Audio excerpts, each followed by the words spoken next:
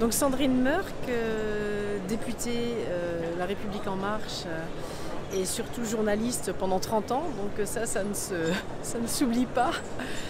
Et si je suis là aujourd'hui auprès d'Handicap International, c'est parce que c'est une association que j'ai souvent croisée sur le terrain, à l'époque où j'étais engagée donc dans les 10 premières années de ma vie journalistique, il y a 30 ans. Je me suis beaucoup engagée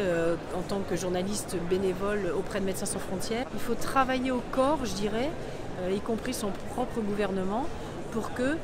le fait que 90% des victimes aujourd'hui soient civiles, contre 40%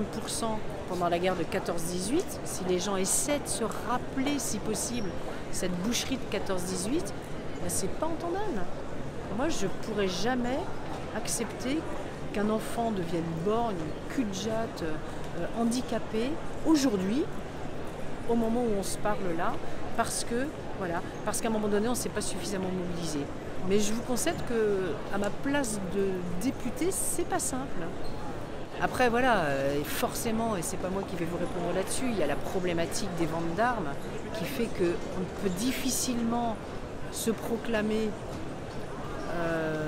défenseur des populations civiles quand des ventes d'armes à l'Arabie Saoudite se retrouvent au Yémen, par exemple.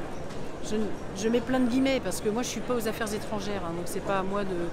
d'estimer tout ça, mais je pense qu'il y a une contradiction qui est quand même extrêmement complexe à dépasser, même si je pense qu'Emmanuel Macron est quelqu'un